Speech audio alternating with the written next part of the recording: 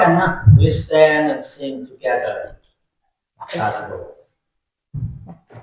บ่เคยลืมที่จะตัดสินใจ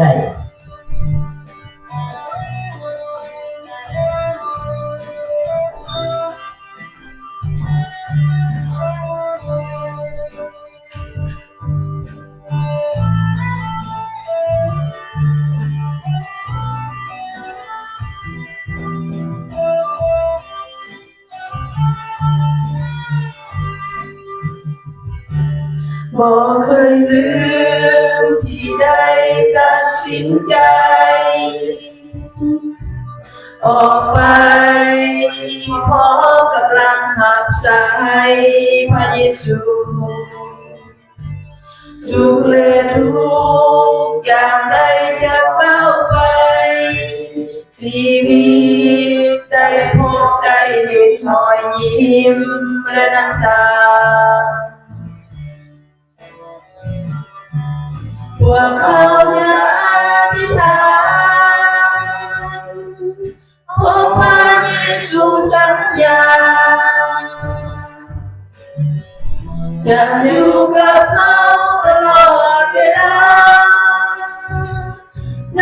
ำเขาไปเพื่อให้เกิดผลจะเอาไปทุกเหตุผลในประเทศไทยสุดชีวิตสุดใจเอาจะสู้ทนแม้มันจะหนักเท่าไรต้องไปแสนไกลต้องจะไปจนสุดปลายแผ่นดิน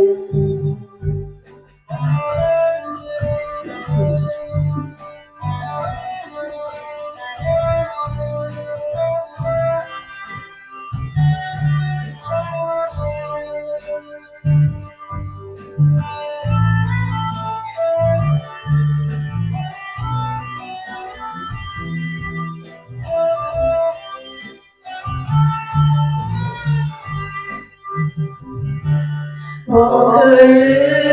มที่ได้ตัดสินใจ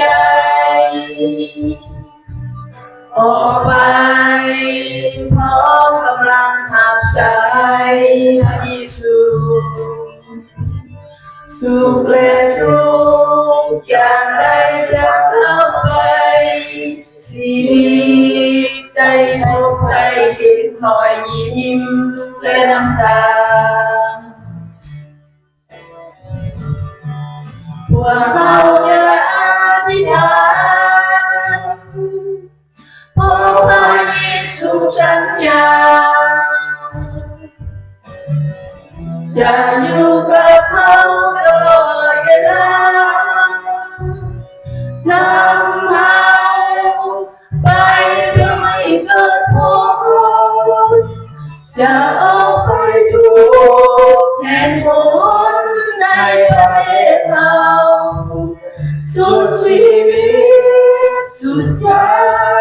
เราจะสู้ทนแม้มันจะหนักเท่าใดต้องไปแสนไกลคงจะไปจนสุดปลายแผ่นดิน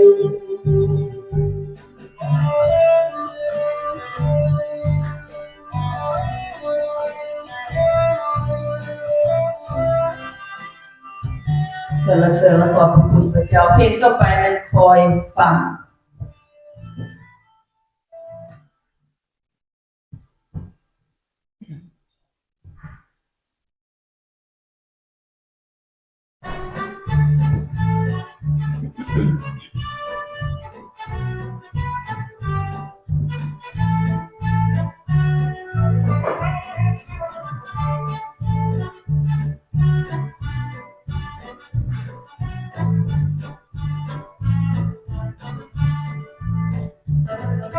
คอ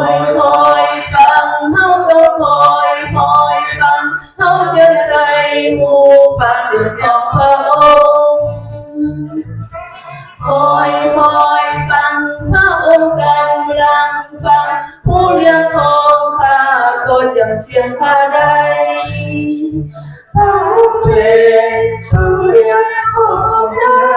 ชีวิตเขาเพียงเพื่อความจริงของเขาเขาเป็นผู้เลี้ยงของในชีวิตแค่นั้นยอมจำเสียงพระองค์ได้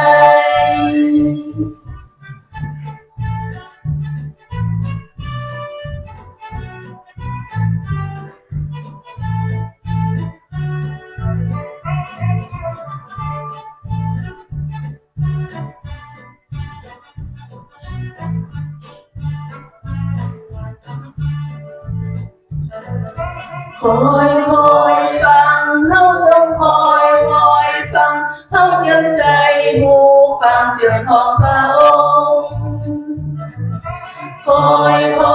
ฟังพระองค์กำลังฟังผู้เลี้ยงของข้าก็จำเสียงข้าได้เขาเป็นผู้เลี้ยงของคนในชีวิตเขาเพียงเพื่อความจริงของพระองค์เขาเป็นผู้เลี้ยงของคนในชีวิตแค่นั้นยอมจำเสียงพระองค์ได้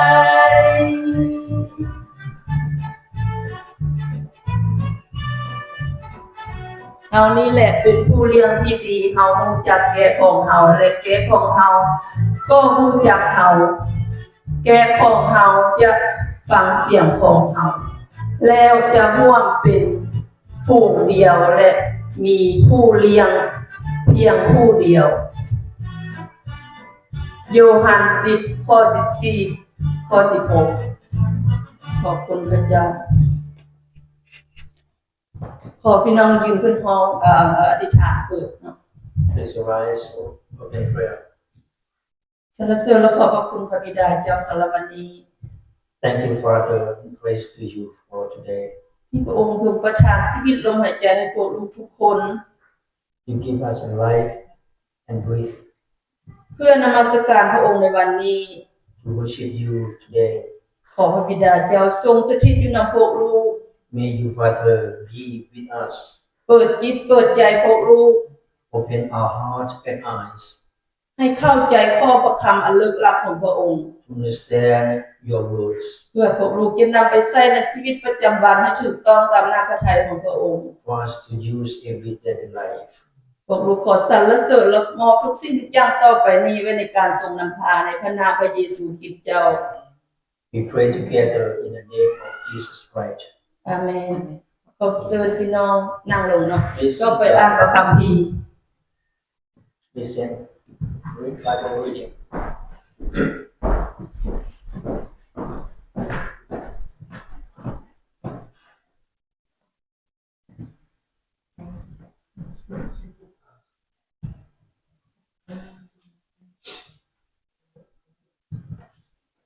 The first scripture reading of today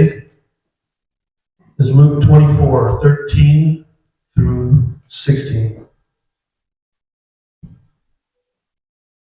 Now that same day, two of them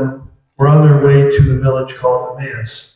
which was about 7 miles from Jerusalem. Together, they were discussing everything that had taken place. And while they were discussing and arguing, Jesus himself came near and began to walk with them, but they were prevented from recognizing him.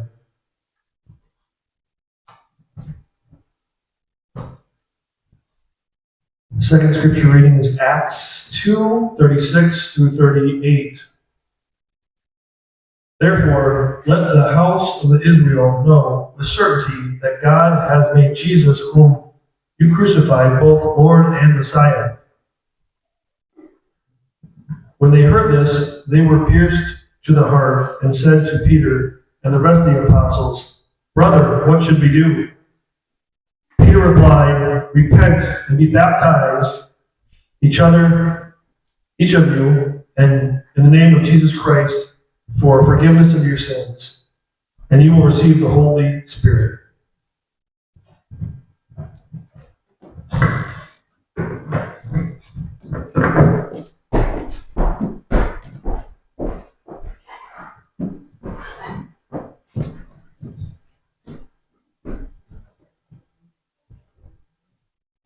เราจะอ่านพระคัมภีร์ลูกาบท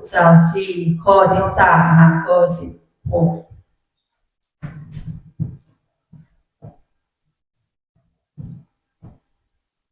แล้วในวันเดียวกันนั่นเองก็มี2 คนในพวกสาวกกำลังเดินทางไปที่เมืองเอมาอุสซึ่งไกลจากนครเยรูซาเล็มประมาณ11 กิโลเมตรและทั้งสองกำลังสนทนากันถึงเหตุการณ์ทั้งหมดที่ได้เกิดขึ้นในขณะที่พวกเพิ่นสนทนาและโตเถียงกันไปนั้นพระเยซูเจ้าก็เสด็จมาไกลและร่วมเดินทางไปกับพวกเพิ่นเห็นพระเยซูเจ้าแต่มีสิ่งปิดบังบ่ให้พวกเพิ่นชื่อพระองค์ใด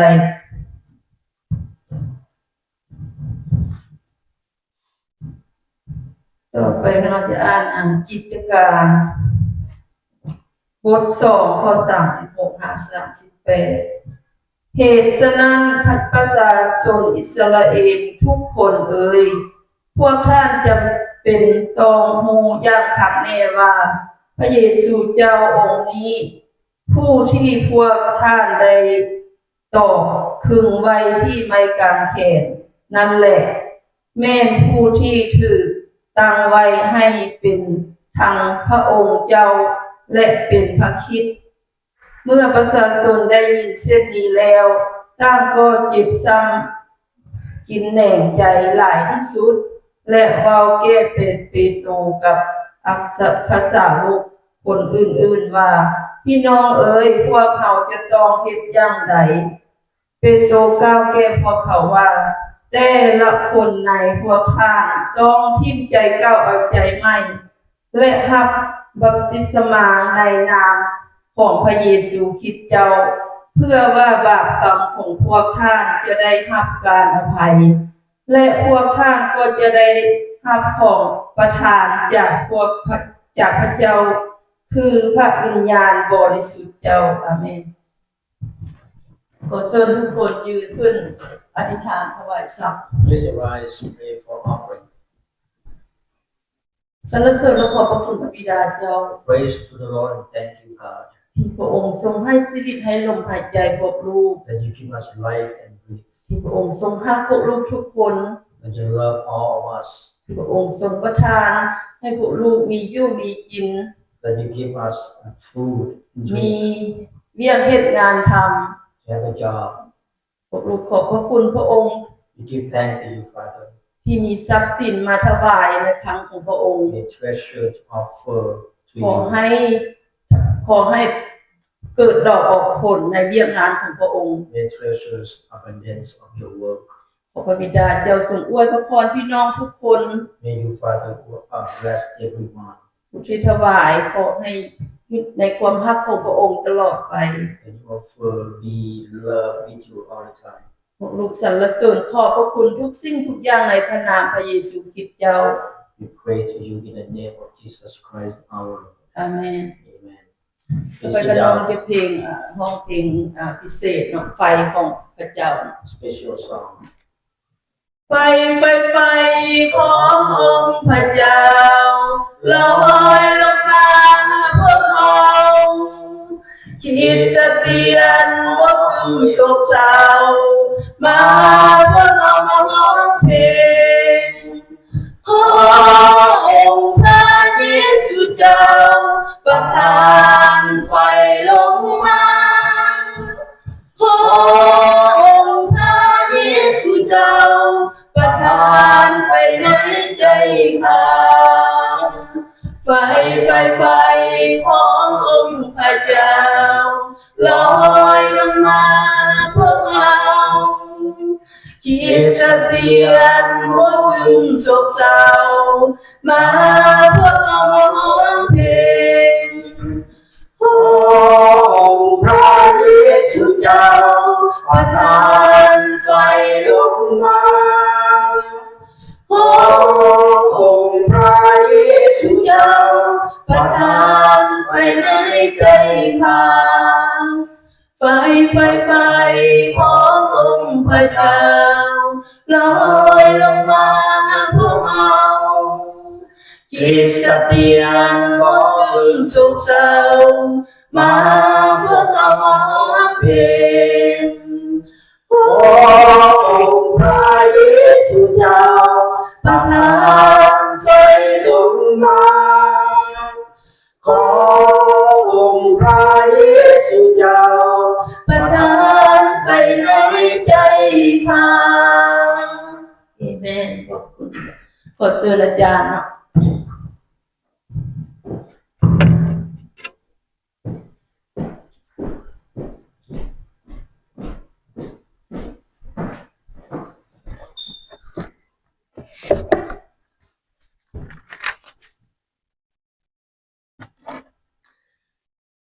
สบายดีพี่น้องทุกๆคน Good morning everyone พ่อแม่พี่น้องที่รัก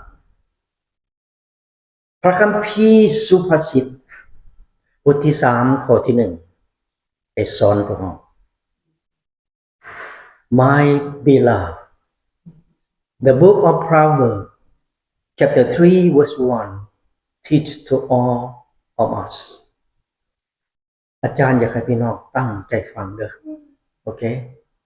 เอาพระเจ้าไปก่อนเสมอโอเค I would like all of you please pay attention listen to this God first before everything else เพิ่นบอกว่าสิพี่น้องลูกเอ๋ยอย่าลืมไล่สิ่งที่พ่อบอกสอนจงจือจำใส่ใจเสมอสิ่งที่พ่อบอกให้ประพฤติ Proverbs 3 verse 1 My child don't forget what I teach you always remember what I tell you to do คำสอนของพระบิดาอยู่ในปึ้มพระคัมภีร์นะพี่น้องThe teaching from the Father in heaven, that is the Bible. Learn, read, and listen. Follow the Bible. That means you listen to God's teaching. ยกตัวอย่างพระคัมภีร์มัทธิวบทที่7ข้อที่1 Example, the Gospel of Matthew chapter 7 verse 1 เพิ่นบอกเฮาว่าจังซี่พี่น้องอย่าตัดสินคนอื่นฟังครับเพื่อพระเจ้าจะบ่ตัดสินเจ้า Matthew 7 verse 1 Do not judge others so that God will not judge you เป็นหยังพระเจ้าจึงบ่ให้เฮาตัดสินคนอื่น Why God he did not want us to judge othersถ้าเฮานี่นะพี่น้องตัดสินคนอื่นสิ่งใดสิ่งหนึ่งฉะนั้นจะกลับขึ้นมาหาเฮา So if you judge other something that thing will come back to you ดังนั้นนะพระเจ้าจึงบอกให้เฮาตัดสินคนอื่นปาให้เป็นภารกิจของพระเจ้าSo that's why God, He did not want us to judge others. Let God do it, not you and me. Listen to this, right? Remember this. วันนี้มัทธิวบทที่5ข้อที่38 Matthew 5:38 อย่าเอาตาแทนตาแขวแทนแขว Matthew 5:38 An eye for an eye a tooth for a tooth เป็นหยังเพิ่นบ่ให้เฮาเฮ็ดบ่ให้เฮาเอาตาแทนตาแขวแทนแขว Why God he didn't want us to do เพราะว่าหยังถ้าเฮาเฮ็ดถนัดพี่น้องทั้งสองฝ่ายจะเจ็บและปวดไปพร้อมๆกัน if you not listen, you do it, both sides will get paid. Not just only one side, both sides will get paid. Don't do it, let God do it for you. Amen พี่น้องดังนั้นพี่น้องที่หาของพระเจ้าอาจารย์อยากให้พี่น้องนี่ยื้อแท้ๆในพระบัญญัติ10ข้อที่พระเจ้าให้กับพวกเราอยู่ในพระคัมภีร์พระบัญญัติ2บทที่5 So my dear brother and sister, please listen to this. Please remember the 10 commandments that God gave to all of us in the book of Deuteronomy 5:5. สอนเฮาจำไว้ให้ดีพี่น้องจำไว้ให้ดี Please remember this. ข้อที่1จำไว้เด้อพี่น้องเด้อ Number 1อย่านมัสการพระอื่น Number 1 Worship no God but me ข้อที่2อย่าสร้างรูปเคารพ Number 2 Do not make yourself image ข้อที่3อย่าใส่นามชื่อของพระเจ้าในทางที่ผิด Number 3 Do not use my name for evil purpose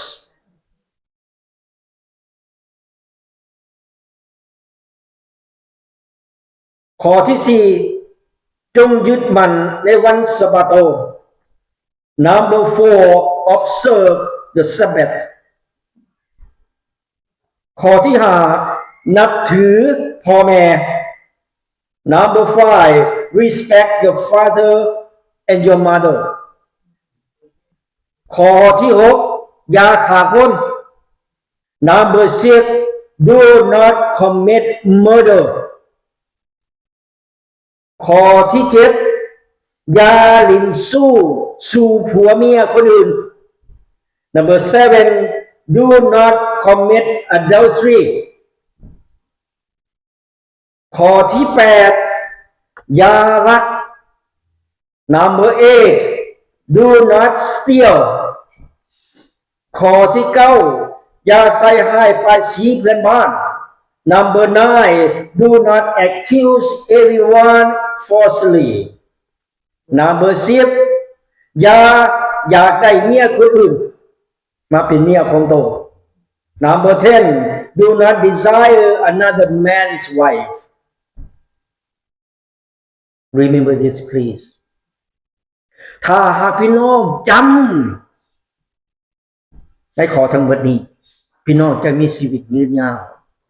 และเจริญรุ่งเรืองในชีวิตของพี่น้อง If you remember this you will live long life and prosper in life please follow this Let us pray พระเจ้าพระบิดามื้อนี้เป็นวันที่สวยงามที่พระองค์เจ้าทรงสร้าง Father today is beautiful day that God has made โอ้พระบิดาเจ้าเอ๋ยถ้าหากพระองค์มีน้ำตาก็ขอพระองค์เจ้าทรงเปลี่ยนน้ำตาให้เป็นห้อยยิ้มกับพระองค์ได้เถิด Father if we have tear please turn tear into smile for us ถ้าพระองค์มีปัญหาพระบิดาเจ้าเอ๋ยขอพระองค์เจ้าทรงเปลี่ยนปัญหาให้กลายมาเป็นความชื่นชมยินดีด้วยเถิด Father if we have anxiety change anxiety to be happy to all of us ถ้าพระองค์ขาดความรักพระบิดาเจ้าเพิ่มเติมความรักกับพระองค์ด้วยเถิด If we lack of love increase love for all of us ถ้าพระองค์ขาดความเชื่อเพิ่มเติมความเชื่อให้กับพระองค์ด้วยเถิด If we lack of faith increase faith to all of us เพื่อพวกลูกจะบ่ได้เดินในทางที่ผิด for us not to walk in wrong way ขอบพระคุณสำหรับพระวิญญาณบริสุทธิ์ของพระเจ้าทรงเตือนและสอนให้พวกลูกให้เฮียนนับถือคำสอนของพระเจ้า Thank you for the Holy Spirit to remind to all of us, to teach us, to learn to obey God's teaching เพื่อบ่ให้ผีมารซาตานเข้ามาหลอกลวง For devil set them not come over to bother you เบิ่งแห่งผู้รู้อวยพรผู้รู้ทุกๆคนในเถิด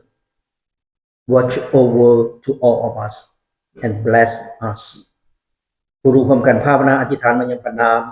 ขององค์พระมหาเยซูคริสต์เจ้า Amen We pray together in your name Jesus Christ our Lord Amen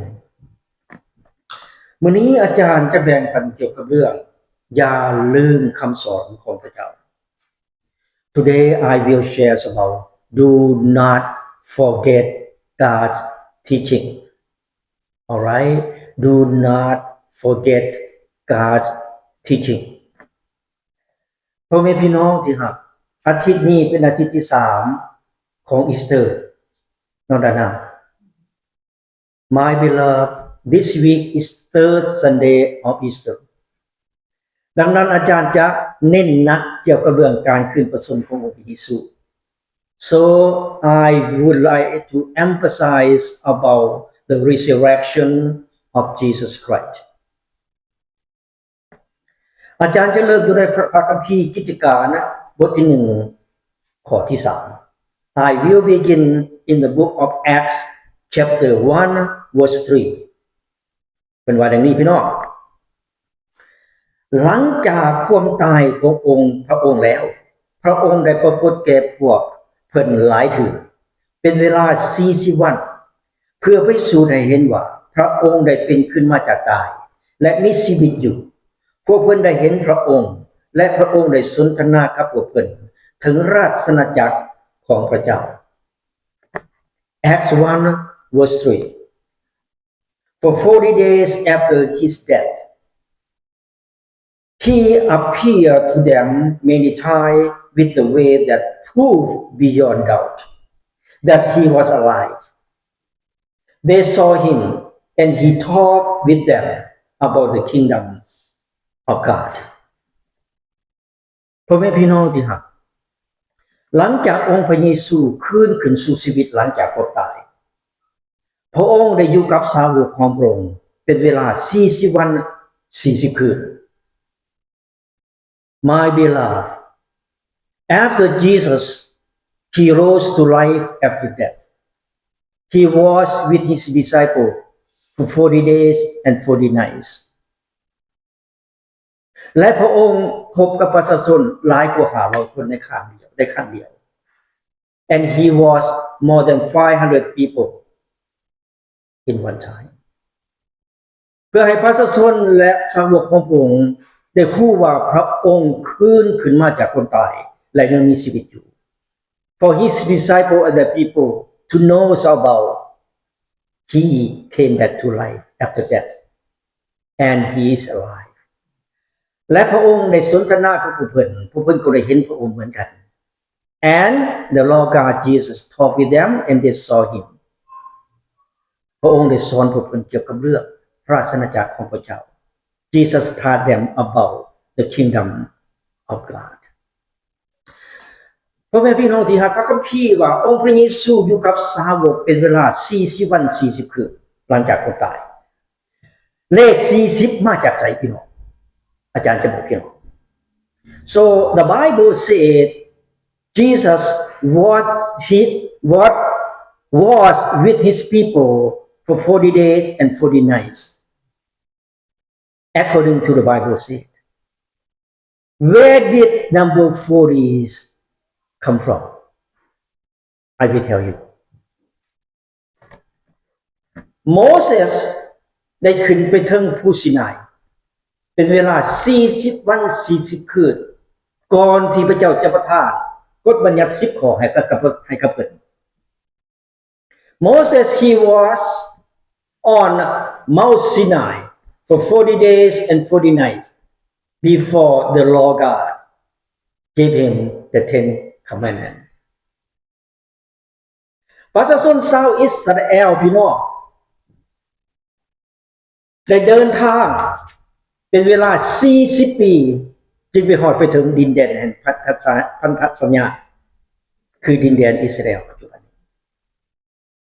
Israelite they travel 40 years before they arrive or reach the promised land Israel right now พระเจ้าเฮ็ดให้น้ำท่วมโลกเป็นเวลา40วันและ40คืน The Lord God made the flood on earth for 40 days and 40 nights องค์พระเยซูได้ถือศีลอดอาหารเป็นเวลา40วัน40คืนในถิ่นแห่งแล้งกันดารก่อนองค์พระเยซูจะเริ่มต้นภารกิจของพระองค์ The Lord God Jesus he fast for 40 days and 40 nights at wilderness before he began his ministry นี่แหละเหตุผลนี่แหละองค์พระเยซูจึงอยู่กับประชาชนเป็นเวลา40วัน40คืนก่อนพระองค์จะเสด็จกลับขึ้นไปสู่สวรรค์ Because of this reason that Jesus lived with his disciples and his people for 40 days and 40 nights before he went back to the heaven. Thank God for this. วันนี้พี่น้องที่รักของพระเจ้าให้พี่น้องได้เปิดมาอยู่ในพระคัมภีร์ลูกาบทที่24ข้อที่13ข้อที่16 Now please turn to the Gospel of Luke chapter 24 verse 13 to 16 อาจารย์จะบ่อ่านคือให้พี่น้องได้เบิ่งอยู่ถึงเป็นเรื่องราวเป็นอย่างนี้เนาะพี่น้อง I will not read over please look at on the screen the story like this โอเคมีสาวกขององค์พระเยซู2คนได้พากันเดินทางไปยังเมืองเอมาอุส There were two of Jesus' disciples. They traveled to the town named Emmaus. แต่ในระยะเขาเจ้าเดินทางนั้นพวกเขาได้สนทนากันเกี่ยวกับเรื่องการขึ้นประชนขององค์พระเยซู During their travel, they talked about the resurrection of Jesus. องค์พระเยซูได้เห็นพวกเขาและก็เข้าไปใกล้พวกเขาและเดินทางร่วมกับพวกเขาด้วย Jesus saw them and appeared to them and traveled with them และองค์พระเยซูได้สอนพวกเขาอยู่เรื่อยๆตอนนั้นเขาจะฆ่าพระองค์แต่พระองค์จะคืนขึ้นสู่ชีวิตหลังจากคนตาย He told them they will kill me but I will come back to life in 3 days ดังนั้นอาจารย์จึงจะอ่านอยู่ในพระคัมภีร์ในข้อที่16ในพระคัมภีร์ลูกาบทที่24ข้อที่16 I will read in the Gospel of Luke chapter 24 verse 16 พวกเพิ่นเห็นพระเยซูเจ้าแต่มีสิ่งปิดบังบ่ให้พวกเพิ่นเห็นบ่ให้พวกเพิ่นจื้อพระองค์ได้ Luke 24:16 They saw him but somehow they did not recognize him พ่อแม่พี่น้องที่รัก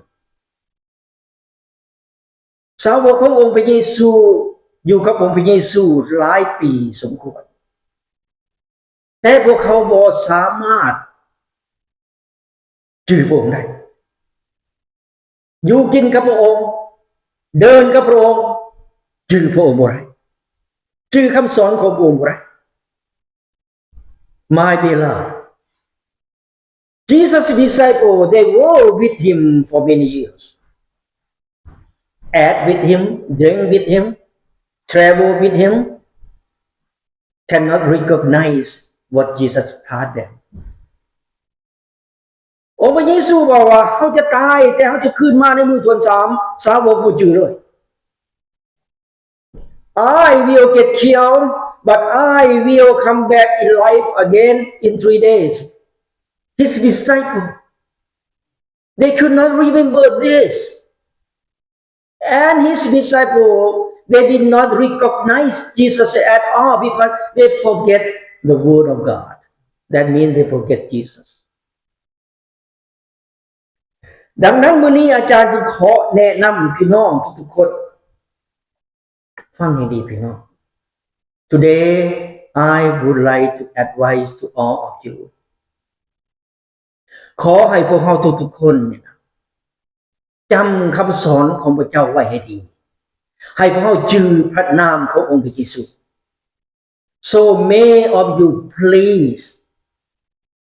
remember the word of God. Remember God's teach you in the Bible. Please recognize the name of Jesus. เพื่อหยังเพื่อพวกเขาจะบ่เป็นคนที่หลงทางเพื่อพวกเขาจะบ่เดินในทางที่ผิดถ้าเขาชื่อในพระนามขององค์พระเยซูถ้าเขาชื่อในคำสอนขององค์พระเยซู For what? Because we will not go wrong way. We will not get lost if we remember the word of God teach you if we can recognize Jesus' name. I believe you will never get lost. อาจารย์อยากให้พี่น้องทุกๆคนได้เข้าใกล้ชิดองค์พระเยซูใกล้ชิดพระองค์เท่าไรยิ่งดีหลายเท่านั้นพี่น้อง May all of you please stay close to Jesus. The more you close to Jesus, the more you will get better in life. ถ้าพี่น้องอยู่ใกล้ชิดองค์พระเยซู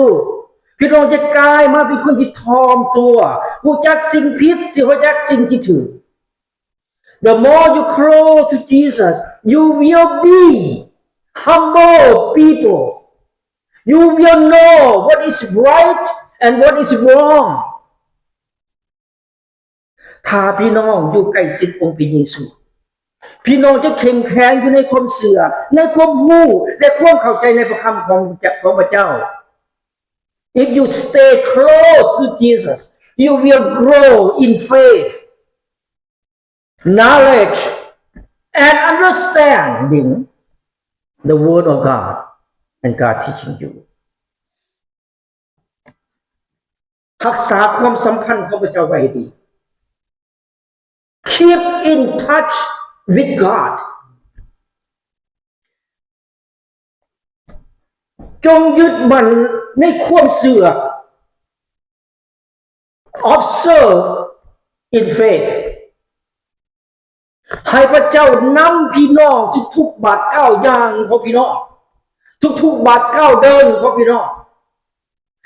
Let God lead every step of you. เพื่อพี่น้องจะบ่หลงทาง For you not go in wrong way.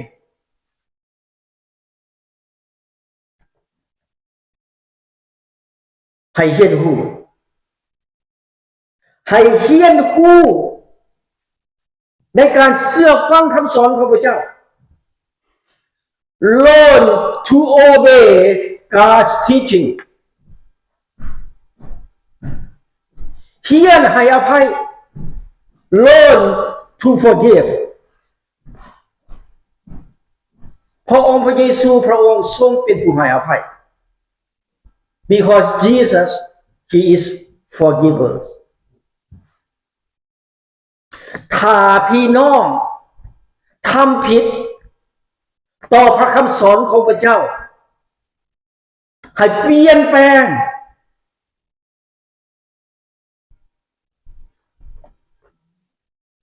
So if you do something wrong against God's teaching, change it. เพราะการเปลี่ยนแปลงคือการเริ่มต้นชีวิตใหม่ Because the change is start the new life. change is start the new life ถ้าพี่น้องบ่เปลี่ยนพี่น้องจะอยู่เหมือนเดิม If you don't want to change it you will stay the same whatever you have whatever you are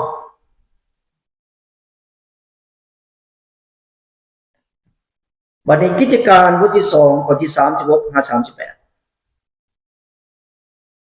Now please turn to the book of Acts chapter 2 verse 36 to 38 อาจารย์จะบอกอ่านคืนแต่ให้เบิ่งอยู่ถึงสปริงเรื่องราวคือเปโตรคำประสัยของเปโตร Now please turn to the book of Acts chapter 2 verse 36 to 38 I will not read over again Please look at on the screen. The story is Peter's message. เปโตรได้กล่าวต่อประชาชนองค์พระเยซูนั่นแหละที่พระเจ้าคึงที่ไม่ขังเข็นพระองค์ทรงเป็นพระเจ้าและทรงเป็นพระคริสต์ Peter spoke to the people Jesus who you hung him on the cross you killed him He is God. He is Christ. เมื่อประชาชนได้ยินเรื่องกล่าวนี้เกิดเป็นความเสียใจเพราะเขาฆ่าพระเจ้าของเขาเอง When the people have heard about this, they feel so upset because they killed their God.ดังนั้นประชาชนจึงถามเปโตรว่าเดี๋ยวนี้พวกเขาจะเฮ็ดจังได๋ล่ะ Then the people asked Peter what we supposed to do เปโตรบอกว่าตัดใจใหม่ทิ่มใจเก่าเอาใจใหม่ Peter said repent Throw your own being away and accept the new life with Christ. That's what the answer from God.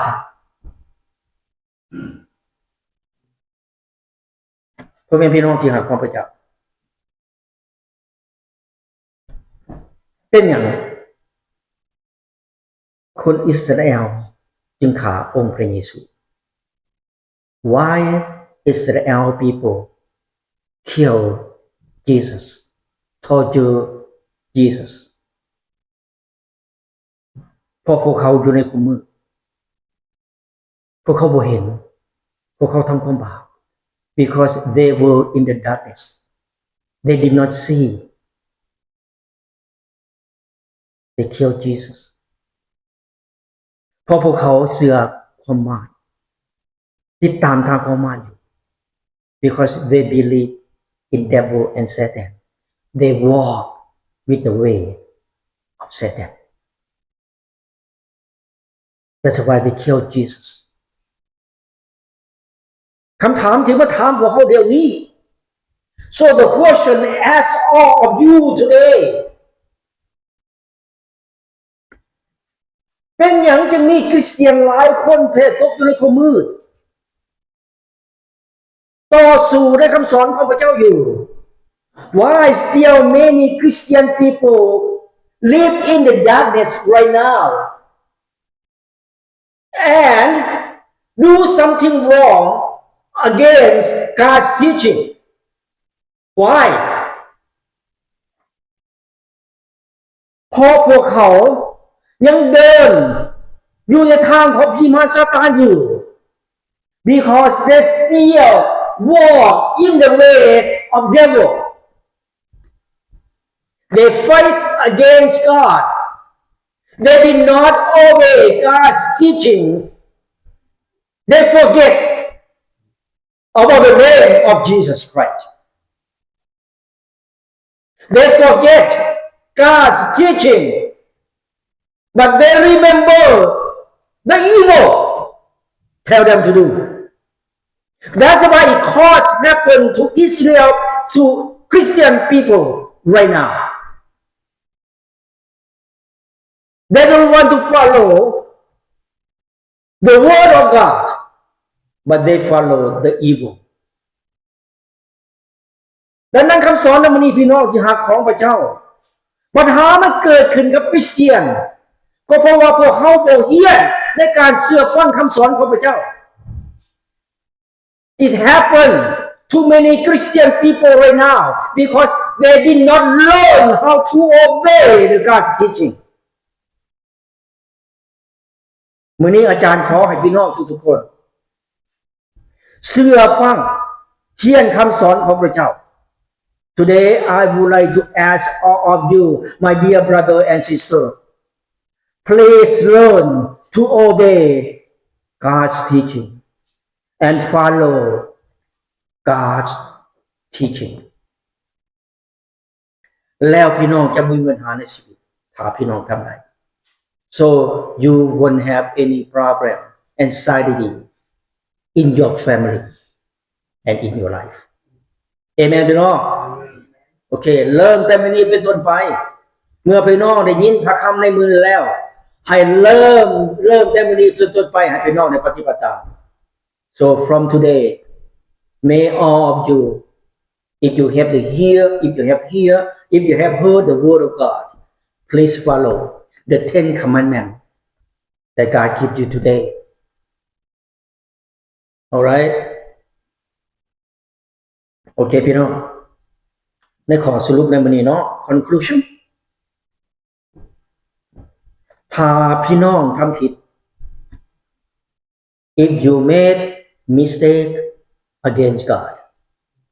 against the word of God กลับใจใหม่พี่น้องโอเคกลับใจใหม่ทิมใจเก่าเอาใจใหม่ repent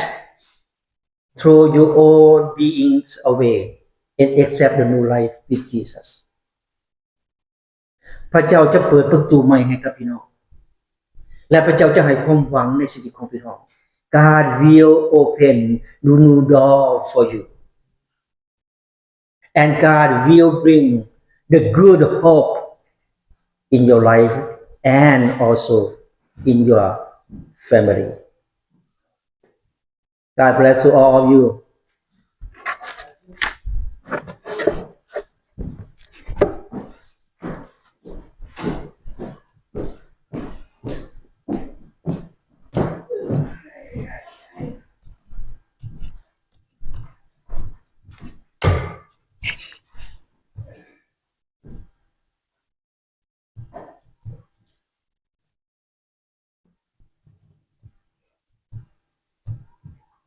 ขอเชิญทุกคนยืนขึ้นห้องเพลงสรรเสริญพระเจ้าร่วมกัน Please rise sing together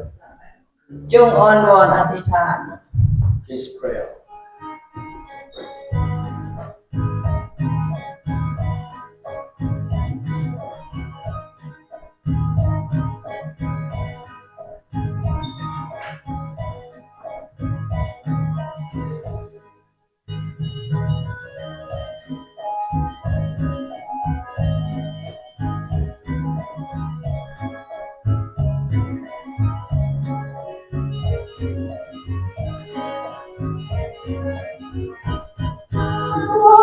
อธิษฐานอย่าให้นอนมีโอกาสจงเตรียมและระวังอธิษฐานเรื่องพระคัมภีร์แผ่นดินสวรรค์เพียบพิงพรหมจรรย์คนมีปัญญาคนก็มีน้ำมันคนโง่คนมีกระเทียมบ่มีน้ำมันมีกระเทียมบ่มีน้ำมัน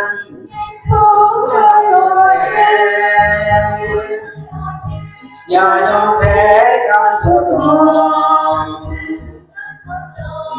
จงมองพระเยซูอธิษฐานอ้อนวอนพระองค์อธิษฐานอ้อนวอนพระองค์แผ่นดินสวรรค์เพียบพิงพรหมจรรย์คนมีปัญญาคนก็มีน้ำมันคนโง่คนมีกระเทียมก็มีน้ำมันมีกระเทียมก็มีน้ำมันวอนอธิษฐาน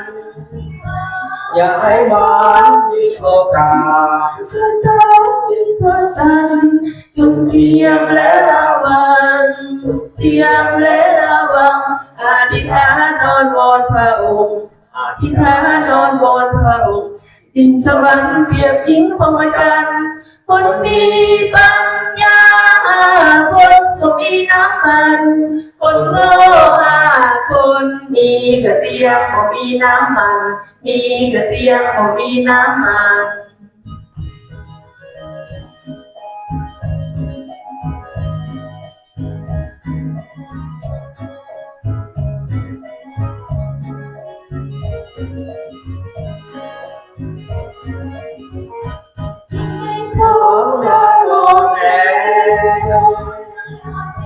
อย่ายอมแพ้การทดลองจงมองพระเยซูอธิษฐานอ้อนวอนพระองค์อธิษฐานอ้อนวอนพระองค์แผ่นดินสวรรค์เปรียบหญิงพรหมจรรย์คนมีปัญญาคนก็มีน้ำมันคนโง่คนมีกระเทียมก็มีน้ำมันมีกระเทียมก็มีน้ำมัน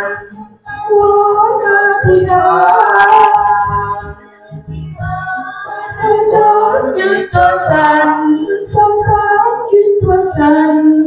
เตรียมและระวังเตรียมและระวังอธิษฐานอ้อนวอนพระองค์อธิษฐานอ้อนวอนพระองค์แผ่นดินสวรรค์เปรียบหญิงพรหมจรรย์คนมีปัญญาคนก็มีน้ำมันคนโง่คนมีกระเทียมก็มีน้ำมันมีกระเทียมก็มีน้ำมัน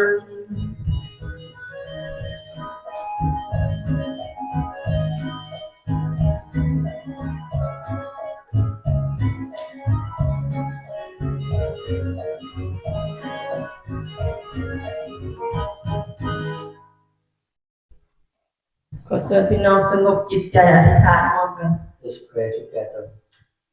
สรรเสริญและขอบพระคุณพระบิดาเจ้า We thank you to your praise to you.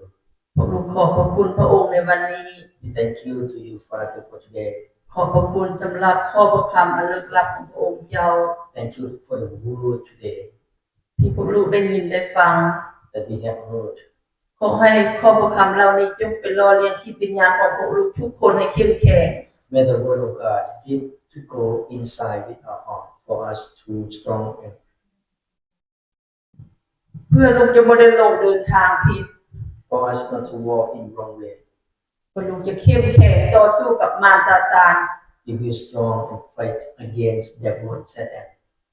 มารซาตานมันจะบ่เฮ็ดหยังให้พวกลูกบ่ได้ that Satan cannot allow to do anything against us. ในพระนามพระเยซูเฮ็ดได้ทุกสิ่งทุกอย่าง In the name of Jesus, can do everything. พระองค์เป็นพระเจ้าผู้ทรงยิ่งใหญ่สูงสุด You are mighty God. พระองค์เป็นพระเจ้าที่ได้ทำชัยชนะ You are God of victory. พระองค์เป็นพระเจ้าแห่งความรัก You are God of love. พวกลูกสรรเสริญขอบพระคุณพระองค์ We praise you and give thanks to you. ขอให้พวกลูกอยู่ในพระองค์เจ้าตลอดไปเป็นนิจ May all of us be with you forever. นำพาพี่น้องทุกคน Guide us ให้เดินตามเส้นทางของพระองค์เจ้าตลอดไป to walk in your way. รับใช้ Forever. เวียกงานของพระองค์เจ้าตลอดไป Serve you forever. พวกลูกสรรเสริญขอบพระคุณมอบทุกสิ่งทุกอย่าง We give thanks to you and praise to you. Give you everything ในการทรงนำพาในพระนามพระเยซูคริสต์เจ้าอาเมน to lead us in the name of Jesus Christ our Lord. Amen. ขอเชิญอาจารย์อธิษฐาน Today we have special prayer for Francie and Biang's family. All together I need it. And pray for the people who are unable to come to worship with us today. That we short a lot of people. Let us pray. พระเจ้าพระบิดาพระลูกโมทนาสรรเสริญและขอบพระคุณพระองค์ที่พระองค์ทรงสลับมาฟังคำอธิษฐานของพระลูก Father, we give thanks to you and praise to you that you listen to our prayer. พระเจ้าพระบิดาผู้รู้มีหลายสิ่งหลายอย่างที่อธิษฐานถึงพระองค์เจ้า Father, we have so many things to praise to you today พระบิดาเจ้าเอ๋ยขอบพระคุณสำหรับวันนี้ที่พระองค์ทรงอวยพรผู้รู้ได้เข้ามานมัสการพระองค์เจ้า Father, we thank you that you bless to all of us in here to come to worship you โอ้พระบิดาเจ้าเอ๋ยขอพระองค์เจ้าทรงอวยพรให้ผู้รู้ได้มีความเชื่อที่เข้มแข็ง Father, may you bless to all of us in here to have strong in faith ขอให้ผู้รู้พระบิดาเจ้าเอ๋ยได้รับใส่เวียงงานของพระเจ้าตลอดไปได้อยู่กับพระเจ้าตลอดไป Father, may all of us in here serve you forever and be with you forever พระบิดาเจ้าเอ๋ยขอให้ผู้รู้ตั้งอกตั้งใจเอาพระคำสอนของพระองค์ไว้ในจิตใจของผู้รู้ Father, may all of us in here keep the word of God deep inside our heart ขอให้พระคำของพระองค์ได้เกิดอยู่ในจิตใจของผู้รู้ May your word grow inside our heart and life ขอพระพรด้วยความสันติสุขและความชื่นยินดีในพระถึงผู้รู้ทุกๆคนด้วยเถิด May peace and happiness be to all of us in here โอ้พระบิดาเจ้าเอ๋ยรู้อธิษฐานเพื่อครอบครัวฟันซีอังเวียงโอ้พระบิดาเจ้าเอ๋ยเกิดผีมารซาตานหลอกลวงแต่จังได๋ก็ตามพวกลูกยังมีพระองค์อยู่ Pray for Wiang Fancy's family The devil Satan took them away but we trust you Father You are a mighty God Greater God ขอพระองค์ทรงเหยียบผีมารซาตานให้อยู่ใต้พระบาทของพระองค์ May you step devil Satan under your feet อย่าให้มันโง่ขึ้นมาพระเจ้าบิดาเพื่อทำลายคริสตจักรของพระเจ้าคือโบสถ์เราเกิดใหม่ Do not let it up again to destroy it Reborn Laos member as Wiang and Fancy ขอพระเจ้าพระบิดาเจ้าหากครอบครัวนี้และอภัยให้กับพวกเขาทั้งสอง Father, may you love this family and forgive to both of them พระเจ้าพระบิดาขอพระองค์เจ้าทรงสืบต่อนำพระเจ้าเข้ามาในโบสถ์พระวิหารเพื่อมานมัสการพระองค์เจ้า May you Father continue to bring them back to be your member to be your servant to come to worship you again Father